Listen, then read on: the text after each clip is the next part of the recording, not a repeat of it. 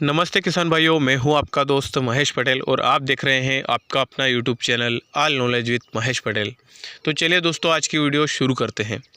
दोस्तों, आज की वीडियो में हम चर्चा करेंगे अफीम की फसल में लगने वाले खांखरिया रोग को किस प्रकार कंट्रोल किया जाए। दोस्तों, यह रोग इतना भयानक है कि यह यदि फसल में लगना चालू हो जाता है तो देखते ही देखते पूरी फसल ख़राब हो जाती है। और दोस्तों, कभी कभी किसानों का लाइसेंस बचाना तक मुश्किल हो जाता है। इस स्थिति तक भी यह रोग पहुंच जाता है। और दोस्तों, यह रोग उस समय लगता है जिस समय फसल पकने की अवस्था पर होती है। जब फूल अवस्था होती है, गोलियां अवस्था होती है, या वहाँ से यह लगना प्रारंभ करता है और धीरे धीरे जब चीरा लगना होता है उस समय आकर यह इतना भयानक रूप लेता है कि पत्ते ऊपर तक खराब हो जाते हैं।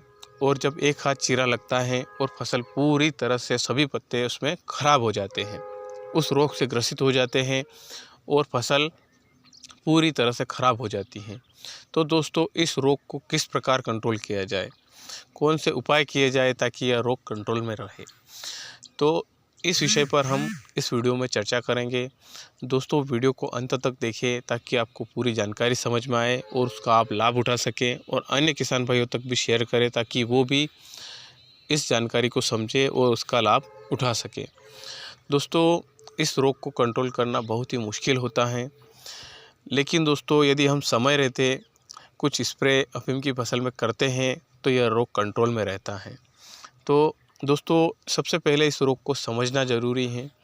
यह रोग दोस्तों नीचे के पत्ते जो होते हैं वहाँ से शुरू होता है और धीरे धीरे करके एक एक पत्ता खराब होते होते यह पूरी तरह से ऊपर तक पत्ते खराब हो जाते हैं और दोस्तों पूरी फसल खराब हो जाती है। तो दोस्तों, अपने को अफीम की फसल में ध्यान रखना है कि ये रोग लगना प्रारंभ तो नहीं हुआ है। जैसे ही इस रोग के लक्षण दिखे तुरंत आपको स्प्रे करना है। अब दोस्तों, यह रोग लगता कब है? जब तापमान में वृद्धि होती है। जैसे ही टेम्परेचर ज़्यादा होते हैं, 28 डिग्री से ऊपर पहुंचते हैं, 30 डिग्री तक भी छूते हैं, ऐसी स्थिति में इस रोग का भयानक रूप शुरू होता है। तो जैसे ही फसल पकने की अवस्था पर होती है, फरवरी माह होता है, ऐसी स्थिति में यह रोग लगना चालू होता है। अब दोस्तों, मैं जो स्प्रे बताता हूँ ये स्प्रे आपको कच्ची अवस्था में फसल पे नहीं करना है।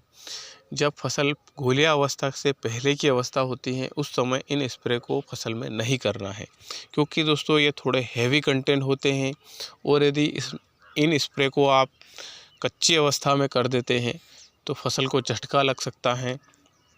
हेवी कंटेंट को दोस्तों कभी भी आपको फसल में स्प्रे करना है तो फसल जब परिपक्व अवस्था की ओर होती है उस समय आपको हैवी कंटेंट डालना है, क्योंकि दोस्तों उस समय फसल में हैवी कंटेंट से नुकसान नहीं होता है, क्योंकि उस समय बीमारियां भी घातक होती हैं और उसके लिए हैवी कंटेंट डालना ज़रूरी होता है। तो अब दोस्तों, आपको कौन सा स्प्रे करना है? तो दोस्तों, आप स्प्रे, मैं किसी कंपनी का प्रचार नहीं करूंगा इस वीडियो में। मैं जो कंटेंट बताऊंगा वो ऐसे कंटेंट बताऊंगा जिसका रिज़ल्ट मैं खुद प्रयोग करता हूं, उसके बाद जो मेरे को देखने को मिलता है, जो मैं किसान भाइयों से बातें करता हूं और उनके अनुभव से जो रिसर्च निकल कर आता है कि इस कंटेंट को छिड़कने से अपनी फसल में अच्छा रिज़ल्ट मिला, उसके बाद ही मैं आप तक शेयर करता हूं। मैं किसी कंपनी का प्रचार इस वीडियो में नहीं करूंगा और कभी भी किसी कंपनी का प्रचार मैं अपने वीडियो के माध्यम से नहीं करता हूं। तो दोस्तों, आप ऐसा नहीं समझे कि मैं किसी कंपनी का प्रचार कर रहा हूं, क्योंकि दोस्तों मैं किसान भाइयों तक वही बात शेयर करता हूं जो मैं खुद रिसर्च करता हूं और उसके बाद जो मेरे को उस कंटेंट का रिज़ल्ट अच्छा मिलता है उसी को मैं शेयर करता हूँ। उन्हीं बातों को मैं शेयर करता हूँ जो मेरे अनुभव से मेरे को अच्छी लगती है। तो आप इस बात को बिल्कुल भी नहीं समझे कि मैं किसी कंपनी का प्रचार कर रहा हूँ। अब दोस्तों, आपको कौन सा स्प्रे करना है जिससे आपका खांखरिया रोग कंट्रोल में रहे? तो दोस्तों, जब भी गोलिया अवस्था निकल जाती है, फूल अवस्था होती है, उस समय आपको एक्रोबेट BSF कंपनी का आता है, उसके साथ पालीराम आता है। इसका स्प्रे आपको एक्रोबेट पालीराम, इस बात का आप ध्यान में रखें, एक्रोबेट पालीराम का स्प्रे आपको फसल में करना है जब फूल अवस्था होती है। फूल अवस्था चालू हो जाती है, घोलिया अवस्था से फूल अवस्था होती है, उस समय से आपको इसको छिड़कना है और इसका स्प्रे करना है। अब दोस्तों इसका स्प्रे, एक स्प्रे उस समय करना है, उसके 15 या 20 दिन बाद आपको दोबारा दूसरा स्प्रे करना है। दोस्तों यदि आप 2 स्प्रे अफीम की फसल में एग्रोवेट पालीराम का करते हैं तो काफ़ी हद तक आपको देखने को मिलेगा कि आपका काकरिया रोग कंट्रोल में रहता है। कभी कभी दोस्तों इन्वायरमेंट में काफ़ी टेम्परेचर ज़्यादा हो जाते हैं, उस समय दवाइयाँ भी काम नहीं करती हैं।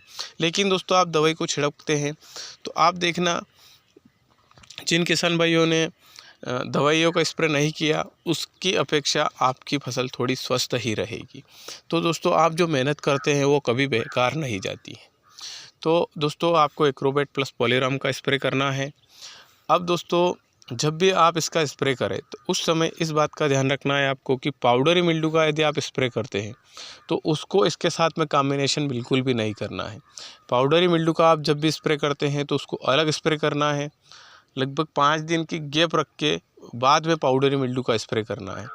उसके साथ में बिल्कुल भी आपको पाउडरी मिल्ड्यू का स्प्रे नहीं करना है और ज़्यादा मात्रा में दवाइयों को कॉम्बिनेशन करके स्प्रे नहीं करना है। इस बात का भी आपको ध्यान में रखना है, नहीं तो आपकी फसल ख़राब हो सकती है, घोल फट सकता है, सारे पैसे बर्बाद हो सकते हैं। तो आपको ज़्यादा दवाइयों को एक साथ घोल बनाकर कभी भी स्प्रे नहीं करना चाहिए। और दोस्तों जब भी आप दवाइयों का स्प्रे करें अफीम की फसल में तो आप जो भी आपका स्प्रे पंप होता है, जो टंकी होती है, जिस टंकी से आप दवाई को छिड़कते हैं, उसको सबसे पहले धो लें अच्छी प्रकार से। धोने के बाद ही आप अफीम की फसल में स्प्रे करें। बहुत सारे किसान भाई क्या करते हैं कि दूसरी अन्य गेहूँ में, अलसी में जो खरपतवार नाशी का छिड़काव करते हैं, उसके बाद टंकी की सफाई नहीं करते हैं तो बहुत बार किसानों को नुकसान उठाना पड़ सकता है। और काफ़ी किसान भाइयों की शिकायत आ जाती है कि हमारी फसल ख़राब हो गई। तो कभी कभी दोस्तों कुछ गलतियां किसान भाई कर देते हैं, उसकी वजह से भी नुकसान उठाना पड़ सकता है। तो दोस्तों उम्मीद करता हूं आपको वीडियो में दी गई जानकारी अच्छी लगी होगी और जानकारी समझ में आई होगी। दोस्तों यदि वीडियो पसंद आती है तो लाइक करें, शेयर करें एवं अन्य किसान भाइयों तक भी शेयर करें ताकि वो भी इसका लाभ उठा सकें। अगली वीडियो में एक अच्छी जानकारी के साथ फिर मिलूँगा। चैनल पर नए हैं तो चैनल को सब्सक्राइब कर लें और पास में आए बेल को प्रेस कर लें।